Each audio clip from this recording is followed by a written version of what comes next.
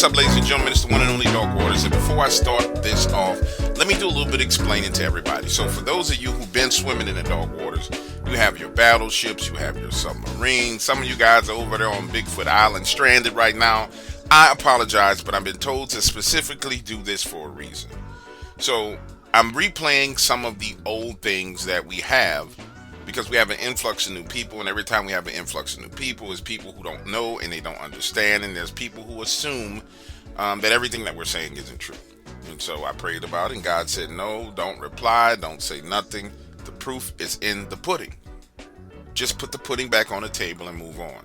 So today and tomorrow, you may see me putting some pudding back on the table.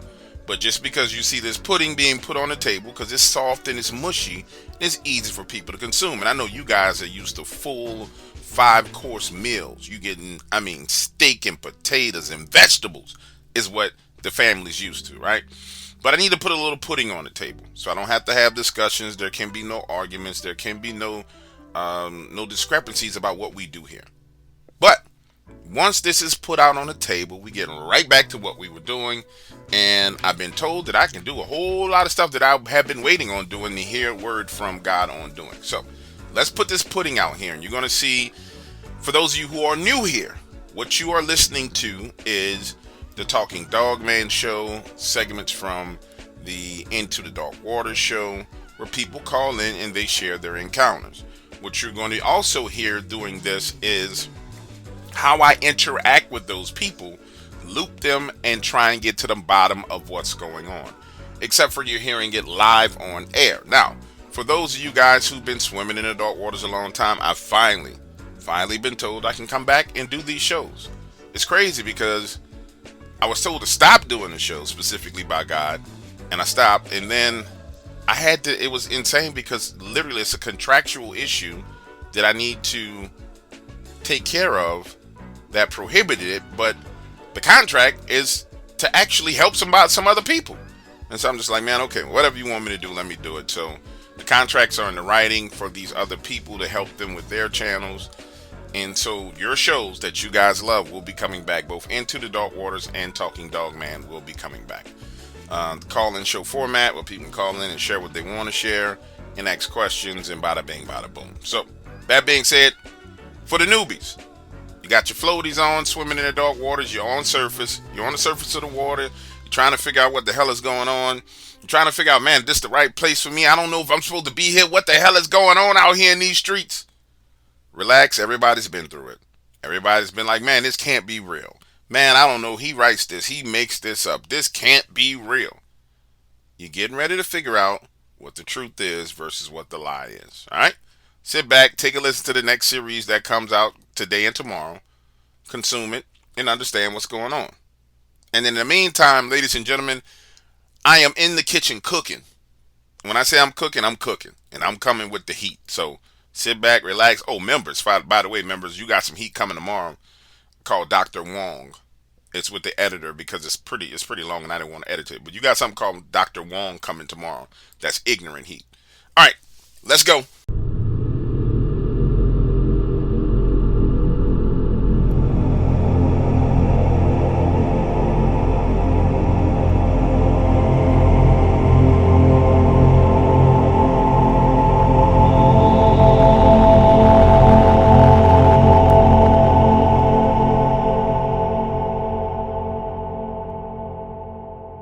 Hey dog, my name's Bradley. I'm calling from North Carolina.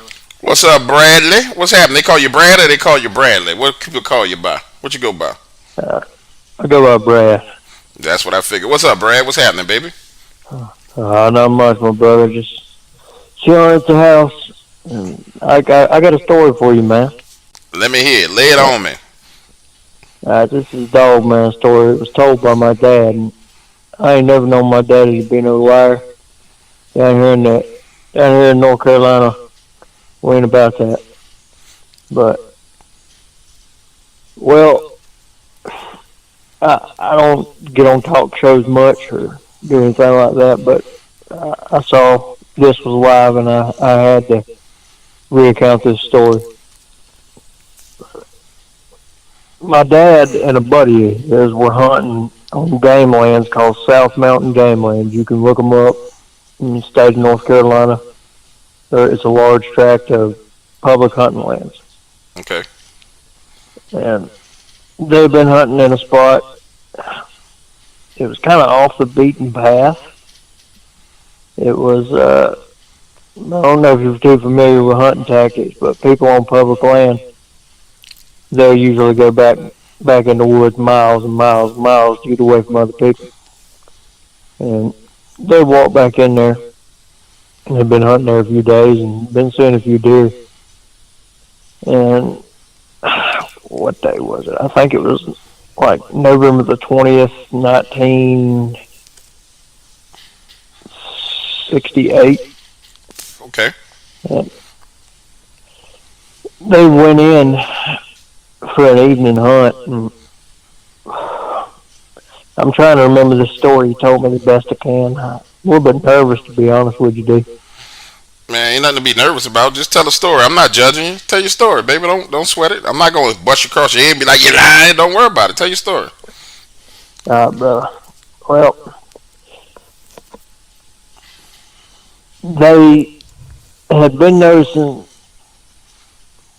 something strange in the area. They'd be seeing less and less deer over the period of about 2 weeks of hunting pretty much the same area. And they split up. This was back before they had any radios or cell phones or anything like that, you know. And they'd split up, and one went to one ridge, and my dad, he went to a hollow next to a little creek, and they were hunting. They were seeing a few deer, and Dad told me he was sitting there about to shoot a deer, a big doe, and said all of a sudden she just looked up and just stared right past him and was looking down the holler, down the creek. And he said all of a sudden she just turned inside out and took off running. I hadn't seen him, he hadn't moved or anything like that. And he said it was getting dark anyway, so he was going to go meet up with his buddy. So he started walking out, and they started hearing something that sounded like a hyena, is what he said.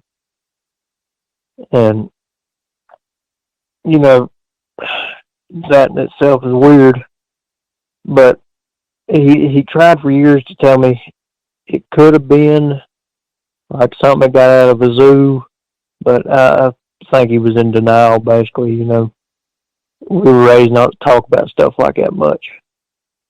But he had met up with his buddy, and they got on this logging road, and they were walking down the logging road, and they noticed everything went quiet. You know, the cliche, everything went quiet. Dad said it was like literally stepping inside of a sound chamber, like nothing. No wind, no crickets, no night creatures, no nothing. He said they got to walking. They had about a mile left to get to the gate, and they had some people waiting for them to come pick them up. And well, what did he say? My dad was still around. I could ask him, but I'm trying my best to remember what he told me. He said they were walking down the logging road and got about a mile from the gate, and they heard something walking behind them. So, you know, they ain't scared of much. My dad hunted basically his whole life, and his buddy's the same. And he said they could excuse me, they started to smell something like rotten meat, is what he described it to me as. And they got closer to the gate, and the people that were meeting them to pick them up flashed the headlights on the truck to signal them, like, hey, we're here. And Dad told me as soon as their lights come on, that thing behind them hollered. Like, he said it sounded kind of like a hyena laughing. And they screamed from the truck, get down, get down. And Dad and his buddy dropped down, and the people in the truck started shooting. As soon as they stopped shooting, Dad and his buddy took off hauling toward the truck. And he told me that what the people inside the truck saw was, it looked, I know there's like a hyena type Dogman, I believe. Absolutely, yeah, there is. And the men in the truck described it as basically 6 to 7 foot tall, about 2, 3, 400 pounds maybe. And they said I would give you names, but You don't have to get no names. We good. But they said after they got Dad and his buddy in the truck, everything got everybody calmed down. They told them that when they shined the light, it was basically 10 yards behind them at the most. And that lends validity to how these things aren't seen and how they can be right up on you and you never know it. Oh, absolutely. It's amazing, man. It's That's amazing and terrifying. that's a hell of a story, man. That's one hell of a story. That's a terrifying story, man. That they would be in a situation like that, and then for them to have to lay on the ground while people shoot over them. That's insane. Is any of those guys still alive to this day? One, and that's my dad's friend. The one that was with him on the road? Mm-hmm. You think he'd be willing to talk? I may be able to get him to recount his experience, but I've lost touch with him. I ain't spoke with him in, God, 10, 15 years. Yeah, that's hard to. If you ain't talked to somebody in 15 years, be like, yeah, man, how you been? I've been good. Okay, what's been going on? Tell me about this thing that tried to kill you in the woods. That ain't gonna work, bro. No problem, but there's some more to that story. Well, a couple months later, it had been told through the grapevine, like you were saying, small communities, word spreads, that a large creature had been killed by a farmer in the area near the South Mountain Game Lands. And when my dad was alive, he told me that a farmer had killed what the game wardens called a mutated coyote. I've watched more than a few of your episodes and your live shows, and I know that's one of the mannerisms they use. Like they'll say, "Oh, it was a bear," or "It was this or that," and that's just. But they told, from what the man told my father, they told him to bury it and threatened him basically to ruin his life if he ever Mm-hmm. spoke a word about it. And he told my father. Now I'm not sure what happened after that. If they found out what he said, I would assume not. But I don't know, man. He might have had daggum FBI roll up in his front door, knocking on the door. Who knows? I appreciate That's it. another reason I came to you, because You're trustworthy. You're a man of your word. You're a man of God. You're a man of your word. And I've got the utmost respect for you, DW. Thank you, man. I appreciate it.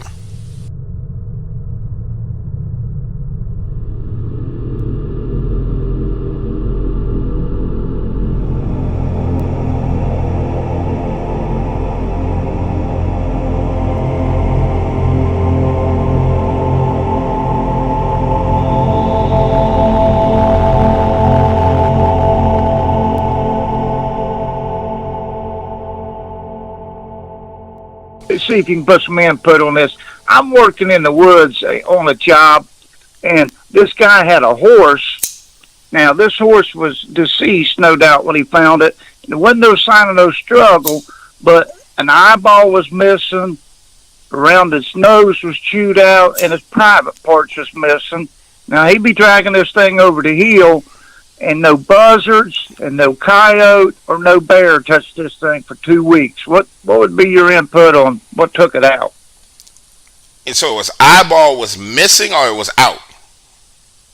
There was one eyeball missing, around its mouth was chewed off, and its private parts was missing, and no buzzard, no bear, or no coyote touched this thing for 2 weeks.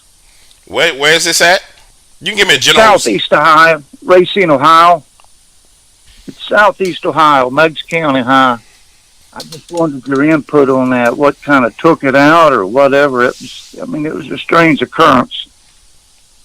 Meigs County, Makes, Makes. Meigs, the big green county, always noted for herb years ago. Because you touched on something that, honestly, you're saying something that makes me think it's Dogman, and you're touching on something that I don't ever really get into on stories.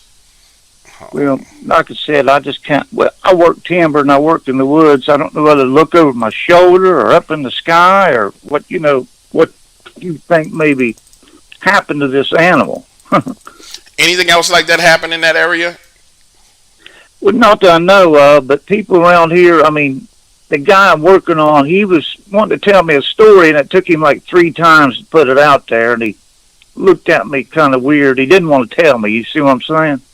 In this area I'm working in, there's definitely caves and overhangs and several places they could, animals can hang out in. But In several cases where dogs, huge dogs, we're talking about massives, not Rottweilers, but massives, and also Doberman pinchers, where people have had active dogman encounters where their dogs went back and forth with, especially the massives, the bull mastiffs went back and forth with dogmen. For some reason, they would slash the dog's throat and then rip the dog's private parts out. And that's the only thing that would make me think that it could be dogman is the attack in the private parts. Now I'll tell you what may be significant and what could provoke something like that. Dead ass, what happened to this guy's massive. He took his dog out into the woods, and his dog started urinating on like different trees. Like it went from tree to tree to tree to tree. It went like 4 different trees, just spraying the trees. And after that is when the dog man came back to his house. And after that, coming back to his house is when the dog man and his bull mastiff had it out. They had this huge back and forth fight. And then a couple of days later, he found his dog dead with his private parts torn out. So I can only speculate that could be it. I will tell you this. That's in an area where what I like to call the downside of the loop. So where they come from up the border, Louisiana, Texas, over into Arkansas to the border of Arkansas and Missouri and work all the way across, and then or they work up the border of Louisiana, Texas, across the border of Louisiana and Arkansas, then up Mississippi, in through Tennessee, up to the Appalachian Trail, and then work their way back down. And you guys are at the very top of that loop where they work their way back down. You're literally at the top of that loop. So if you look at Ellenboro, there were encounters in Ellenboro, McFarland, Palestine, and one of them is close to the river. I think it's Portland, which is right on the Ohio. Yeah, Portland, right on the Ohio River. that's 12 miles above me, 10 mile. Yeah, really. Yeah, So that's a part of the loop. If you go look at my map, you'll see where there's a loop where they loop back around. Yeah, I'm sorry. I've seen your map. Yeah, and it looked like we was at the edge of it. But I'm in the woods all the time. I don't really want to actually run into one, but it's weird. I haven't seen one. Yeah, well, I mean, maybe it's a great thing you haven't seen one. I mean, if you Exactly. Yeah, I'm not wanting to naturally encounter one, but yeah, but I do work in the woods all the time, and like our wildlife is really depleting, and the deer is like living in people's yards. I mean, you drive up the road, you'll see 40, 50 deer.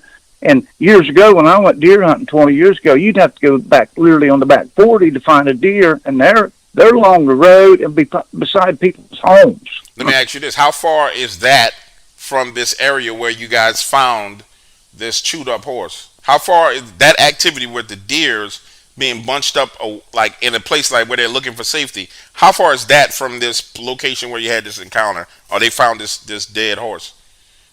Well, I'm working 5 miles from the house, and on the way to work, I'll go to work anywhere from 4 o'clock to 5:30 in the morning to run loads, but you'll see 15, 20 deer easily, if not double that. I mean, on the edge of the road and literally in people's yards. So it's about 5 miles from where you work. Yeah. And how long has that activity been going on? The deer activity. Oh, for a long, long while. I mean, I ask people all the time. I said, we have coyote out to yin yang, and years ago they used to yelp and carry on, and the only time you hear them hollering anymore is when they make a kill, when they surround it. But you don't hear them things hollering or anything anymore, yelping like they used to. Yeah, you guys sound like you have something in that area right now. But when you say for a long time, are we talking about a month, 2 months, 3 months? Oh, no, well over a year or a couple of years. These deer are literally out of the woods. They're not living in the woods. They're like in people's yards. No, see now. So then I'm wrong on that, because what I'm talking about is temporary activity. It's not like it's not, that shouldn't be going on for a year. That might be something else. That may be attributed to something else. I don't know what it could be. But we're talking about when you deal with dogmen in a specific area, you'll see a couple of things happen. You'll see where there's a massive amount of deer, right? And they are seeking safety, and it's like for maybe a 20 or 30-day period. You just see this massive, abnormal amount of deers, and then all of a sudden they're all gone, and that's because they're in the process of being herded as these dogmen migrate. So right now it's prime migration season, because we're going into, well, actually we're getting towards the tail end, because we're about to start getting cold fronts, but they should be moving back down south. So it would make sense if you told me, hey, these deers were at one point in time 3 months ago, we had deers everywhere in people's yards, and now I can't find a deer. That would make more sense. But it's got to be something else going on. But still, the activity with the horse sounds like you could attribute it to a dog man. I would have to see a picture of the horse and know a little bit more about it. But if I'm speculating, I would say that horse pissed in the wrong place and pissed off the wrong thing. There was like 4 other horses in there with it. There's like 5 or 6 in the field at the time. There's always, it wasn't just one horse in this field. And so the rest of the horses didn't flee, they didn't run, they didn't go anywhere. They were all back in the field when they found the dead horse? Well, the dead horse was clear back at the end of the field, and these horses were out near the road, the rest of them. I mean, they weren't back there around this horse, and they didn't go around it either. That sounds like dogman activity, man. Honestly, it does. It sounds like it. Hey, man, I appreciate it. Do wolves? Appreciate you big time. One more question before I get off. Let me ask you this. How many... are you guys known to have wolves in that area as well? No, we don't have wolves, but DNR, last couple of years, have been trying to introduce them. Now, we are overrun with bobcat, but I'm sure a bobcat wouldn't took this horse out. No, hell no. So the guts were still intact. Was the throat ripped out? No, had an eyeball missing. Around his nose was chewed off, and its genitalia was gone. His private parts was ate out. And that was it. Wasn't no guts opened up or nothing, and no buzzards, no coyote, and we do have black bear around here, a few in that neighborhood, and nothing touched it for 2 weeks. Oh, so it just sat there, nothing fed on it either. Okay, yeah, that's crazy. I got one more question before I leave you alone. And like Dogman, when they have young, do they have like a litter like dogs, or one or two, or what's up with that? I have no clue.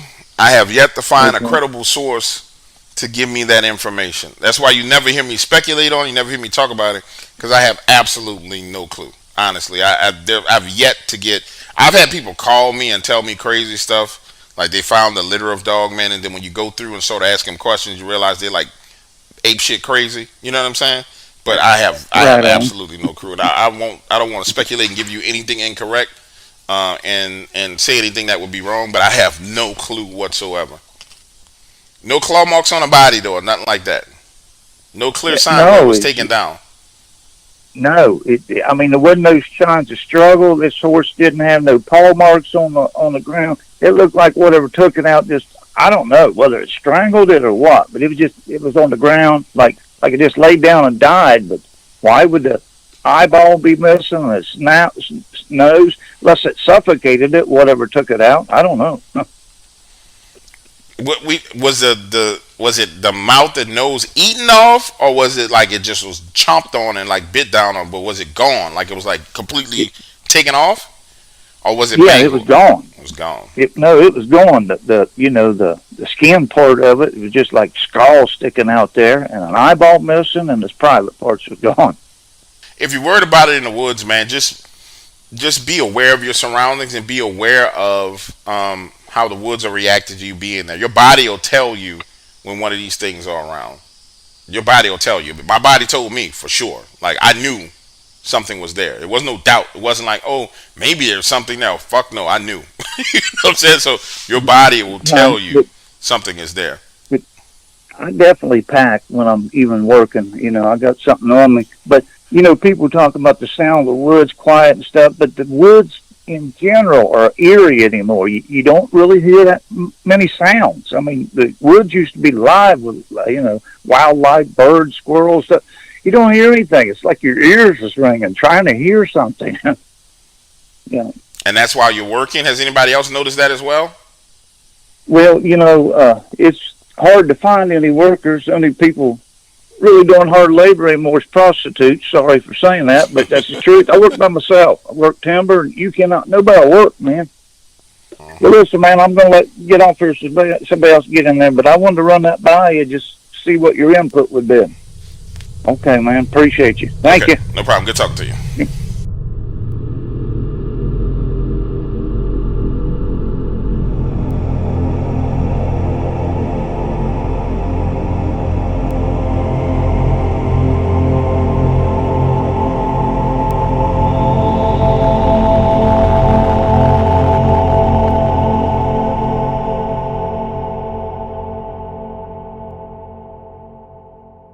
All right. I'm gonna give you a rundown, a quick of my past experience. A few years ago, I used to work for Home Depot. I live in Fiddlesburg, New Jersey. I work up in Home Depot in Totowa, New Jersey. So that's an hour and a half drive. I used to work the morning shift from 5 a.m. to 1:30.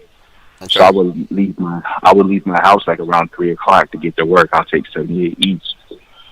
So one particular day I was on my way to work and stuff like that, and I was driving a Chrysler Sebring at the time, a 2010 white Chrysler Sebring. I was on 78 in the fast lane doing about like 75, 80, and there was a pickup truck up ahead of me, and the pickup truck had came to a complete stop, which caused me to swerve into the middle lane and hit my brakes as well.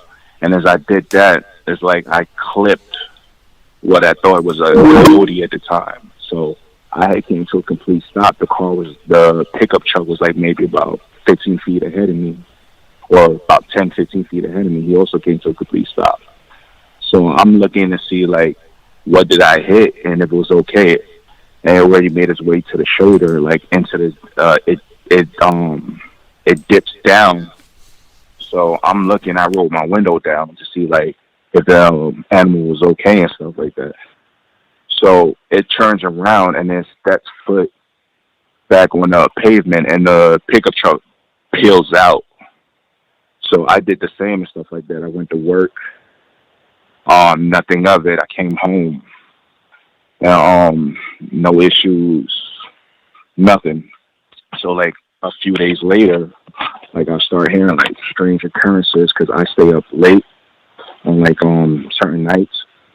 So I heard certain occurrences like happening around my kitchen and stuff like that. I think nothing over like the branches because I have trees in the backyard. So I think it's the branches hitting the window and stuff like that. So one particular night, I was in the kitchen doing the dishes. So it was like maybe around 11 o'clock at night. And I was doing the dishes and I happened to look out the window and I see something looking back at me. Which like I dropped the dishes, I was scared. I damn near passed out. So I started like when I used to go to work because I have to be to work at 5 o'clock. I'm from Jersey, so I don't own guns. Though the closest thing I have for a weapon is like one of those sword type things, knives and stuff like that.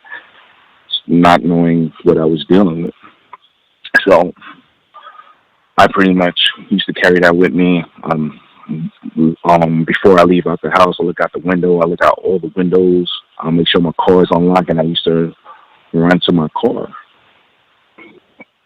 So I did this for a couple of days because prior to that, the last time when I seen in the window, all the knocking and tapping had stopped, but I was still scared because I didn't know what I saw. So one night I was running late and stuff like that. I think I was running like maybe 15, 20 minutes late. So I didn't take a lunch. I just grabbed my keys and I ran. And I left the door, locked the door and stuff like that. And I was unarmed. I didn't have not that a knife or a sword or whatever would have done anything. So as I was headed to my car, I felt like there was something off. So when I turned around, I saw this thing that I hit a few days ago, like standing by like 15 feet away from me. So I'm looking at it and I'm looking at my car, knowing it's standing between me and my house, and my car was still away, at least about 20 feet away from me. So I thought that maybe I could run to my car, but by the time I opened the door, to be on top of me. So then it did something that I never thought it would do. This bastard stood up on his back legs. Sorry. Yeah, so it stood up on his back legs. And then it took a couple steps forward. And I'm like, I literally freaking pissed my pants looking at this thing. It was dark, shaggy brown. I think it was about a little over 7 feet tall. So I'm standing there waiting to die and stuff like that. So as this thing was freaking staring at me and stuff like that, there was my neighborhood, we have patrol cars that come around a few nights out of the week and stuff like that. So my patrol car was actually coming up around this time, and it passed my house. The lights briefly hit me and stuff like that. So I'm like, oh, he's gonna stop. So I'm like, no, he kept going. And then he went to the end of my block, which was about 30 yards away. And then he made a U-turn. And he came back and his spotlight hit the Dogman or whatever this thing was. It looked at me, it looked at it took off into my backyard. Because the Delaware River and the woods are about 5 miles to the left of my house towards the backyard. And there's houses around my house and stuff like that. So I didn't end up going to work today. I didn't end up going to work that day. And I was out for a couple of days and stuff like that. So the police came, asked me am I okay? What the hell was that? And I didn't answer. I guess I was in shock and stuff like that. So the ambulance came, took me to the hospital, and I was there for like about a day or so. And then he wrote the report and stuff like that. So a couple days later, some people had showed up to my house. I didn't know who they were, so it was like, we have a warrant to search your house. So they came to my house. They searched my house. They I have a DVR and stuff like that of my driveway. So they took my DVR. So, but before they did that, something told me to back it up on a flash drive. I didn't really get to look at it, but I knew that there was something on a flash drive. And as I was telling Jeff this, that I was getting ready to send it to him, I didn't know that I was being monitored. So I was driving. I don't remember where I was going, but I knew I got pulled over. It didn't look like a cop car. It was all blacked out, regular car. So they arrested me and stuff like that. And it was like, yo, you know what you have? They wanted what I had. So I ended up telling them where it was. And then after that, I didn't have no more experience until like maybe a few months later. I had bought myself a rock wallet, and I went to the state park up in PA, because PA is like literally like 5 minutes away from my house. So I took my dog for a walk and stuff like that, and then I was getting that eerie feeling that I was being watched and my dog was going bonkers. So long story short, something comes out of the wood. I'm thinking it's the same thing that I saw months back, but it wasn't. It was like a smaller one, maybe about my height. I'm 6'2". So they bluff charged me. I didn't run because I already like. There's no point in running because the amount of speed that it picked up with its bluff charge, I knew it was going to catch me, and it stopped maybe short of like 20, 25 feet of me, growled at me, and then took off into the woods. And then I took my dog and I ran. And we got out of there, so I didn't go back to the park. I changed my schedule. Instead of working 3 in the morning, I work overnight now, just to like try to avoid these things. It got so bad that I ended up switching jobs. I no longer had worked for Home Depot. I had switched to Uline up in Allentown, Pennsylvania, and then that's when I had my other encounter. It was back, I think, last year when we had that really, really bad snowstorm. And the way how my job is, they don't care whether it's like 4 or 5 feet of snow, you still have to come in. So I left a couple hours early just to try to get in early, and my car had broke down. It had got stuck. So I called Roadside Service. They said it was going to be a while for them to get to me. So I was sitting in my car just playing, at the time, playing Candy Crush.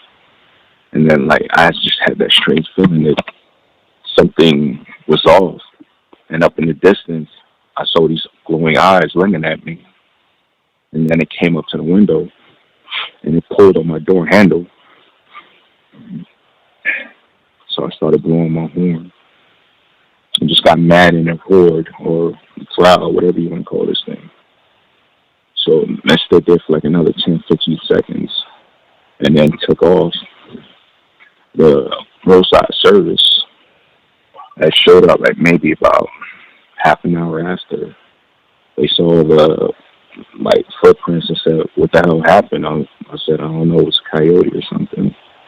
So when I went to work, I got there a few hours late, and pretty much I was so shit. I was able to do my job to the best of my ability, so I ended up having to be let go. So fast forward to my most recent supposed encounter. I work at a company, another company up in Allentown, Pennsylvania. I work for the Purina company, the pet food store. It's up off Pope Road. So I pretty much deal with dog food and cat food and things like that. So I have the task at around 1 o'clock in the morning to empty out all the damages into the freaking dumpster and stuff like that. It's about at least about hundreds to 1,000 pounds of like dog food and cat food. So one of the days, one night I was doing my regular routine, and it seemed like I was driving a forklift because I'm a forklift driver, and it seemed like something was like going around in the freaking dumpster. So I turned my lights on it, and then what it was, it jumped out, looked at me, and then took off. I didn't see it clearly. I didn't see it clearly. It was a ways away, but I knew what it was. And it's happened a few nights. I haven't seen it in a few days though, but every so often it shows up at my job. So that's pretty much what I'm dealing with right now. That's some wild shit right there. Or you let me ask you a question before I start going into. I want to ask your permission before I ask this set of questions, because I can hear in your voice that you're shook. Are you okay with me going through the process of these questions with you right now? Do you want me to talk to you more in private? Because I can hear in your voice that you fucked up right now. We can go through it. You sure? Because yeah. Because you 100% sure. I'm gonna ask you one more time. Yeah, I'm 100% sure. Walk me through this. So you're in that kitchen, right? Yeah. What was the color of the dish that you were washing? Do you remember? Yes, it was blue. All right. So me and you standing at the kitchen. We're in the sink. There's a window in front of us. We're washing the blue dish. What made you look up out of the window? I had the feeling that something was looking at me. You So know you how you that, just like... You know when something's looking at you. Yeah, you just... Something's like, hey, something's looking at you. So I wasn't expecting to see anything, really. But... All right, now so do me a favor. Close your eyes right now. Close your eyes.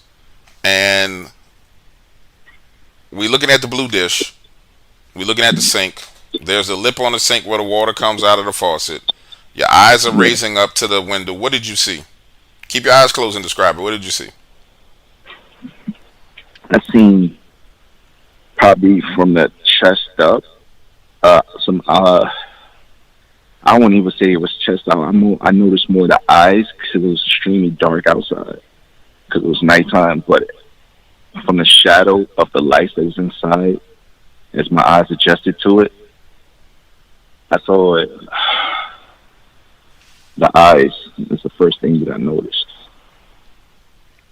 And what did they look like? It was like a yellowish eyes with amber in it. Yellow. It's not quite amber, but it's in between. And what did the pupils look like? Let me see. It was... I don't know how to say. It's like a ball. Let me see. Just give me a second. I would say it had like, it wasn't all orange or amber. It had like a ring of black to it.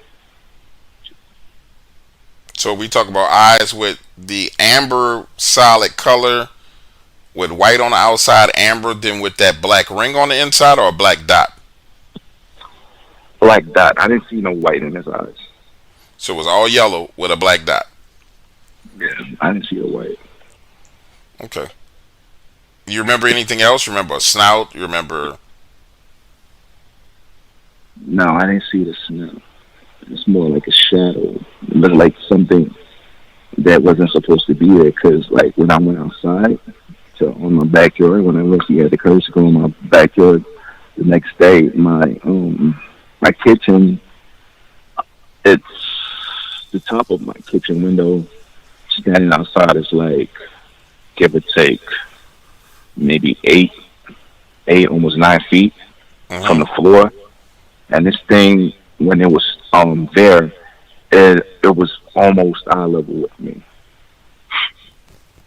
Yeah, you and I are standing in the kitchen, and that means your eye. If you're in the kitchen, you're right at the Normally, you're right at where the window locks. You know that little lock latch? That's about half of the window right there. Was it above that latch, or was it below the eye level? Was it above the latch where you slide the window up and you open it? There's a little metal latch. Was it above that or below it? It was above it. That's Slightly above fucking it. creepy. That is creepy. And that was the only thing that happened around the house outside of Yeah, the little noises that you were hearing afterwards. So that was your first initial encounter. Um, so now we're going on to the road where you're in where they work and you hit something. I'll tell you what's going on with it. When you hit it, I don't know if I was you, I would have apologized when I saw it outside. Yo, I'm sorry, I didn't mean to fucking hit you. That was a fucking. I would have apologized. I'm telling you, I'd have been like, yo, I'm fucking sorry, bro. Um, so that car, that truck that was in the accident, which you remember the color of it? What color was yeah, it? it was gray. It was a gray Ford pickup truck. I think it was a F-150, if I'm not mistaken. And this was early in the morning, so sun hadn't risen yet. And I Um, was around 3 o'clock in the morning. I leave my house at 3 o'clock in the morning. For me to get to 78 takes about 7 minutes. So it's roughly happened around 3:09 or 3:10 because I was on the 78 for at least a couple minutes before um, I ran into this thing for the pickup speed and then having to stop. you remember anything about that driver other than him peeling off? Yes. At the time, like the driver, his pickup truck was a few feet in front of me. So it was at an angle. I was able to see him. He had a black baseball cap and he was Caucasian. And his eyes was like fucking wide as saucers. So I'm like, at that time, I was like, what the fuck is going on? And I was like, what did I hit? Because this thing was so freaking flat. It's so freaking fast. Like, yo, the speed, even though I clipped it, with the speed, the muzzle I saw, I'm thinking it was a freaking, like a coyote or a bear or something. But I didn't realize what it was until when it freaking turned around and it looked. And then that's when I heard the freaking pickup truck just peel off. And then I did the same. But my thing is, yo, I work an hour and a half away. I went to work that day, man. If anything, you should have tracked me at work. How did you know? I, Let me ask you this yo, question: how far was the location of that hour and a half shit? Don't mean nothing, dog. Like that, honestly, I don't. How far was the from your house to where that accident was? How far had you traveled from your house to that spot? less than 10 miles, maybe about 6, 7 miles. There's your answer to why you were having the experience at your house. Your current job, how far is that from where you live? My current job is about it's it's a 35-minute drive, so what, 20 something miles, 28 miles. There's your answer to why it's at your current job. So when you were at Home Depot, though, you weren't having anything at Home Depot itself, right? No, Um, yeah, that's fucked up, dog. That's all the way fucked up. And I'm gonna tell you like this. I believe you 100% because I've heard this tonality before. I just wish there was something I could do to fucking help you. I'm not gonna get into that other shit with the flash drive, the visitation. That's type of shit you really shouldn't rehash that shit like publicly. Just for future reference, that you shouldn't yeah, rehash that publicly. Those type of people don't really like when you rehash that. I understand that. I'm not gonna put you back through that. I started to cut you off, but and tell you we need to talk about that in private. But what I will say is this: um, it got your scent off your vehicle, and unfortunately, you had the unfortunate occurrence of injuring one of these things, and they're very, very vengeful when you do that. I'm surprised nothing more has happened, then came to your house to pay you a visit because you hit it. I'm surprised nothing more has happened. Has anybody else in the house seen anything? Nobody's seen it though, but I did tell my wife that I did encounter something strange. I didn't give her the whole detail because I work overnight and for her to be by herself. But since then, I've purchased quite a few guns. I have one in the bedroom with her. I have one in pretty much almost every room that I have. So, And I'm how's pretty you much sure guys' that how to use relationship doing right now? You guys are doing okay as a couple? it. Yeah, actually, tomorrow's her birthday. That's good. So, That's good. yeah. So you're strong enough not to let it affect the family. That's good. That's a good thing. That's a damn good thing. You sound like a strong dude. Sound like you can deal with it, but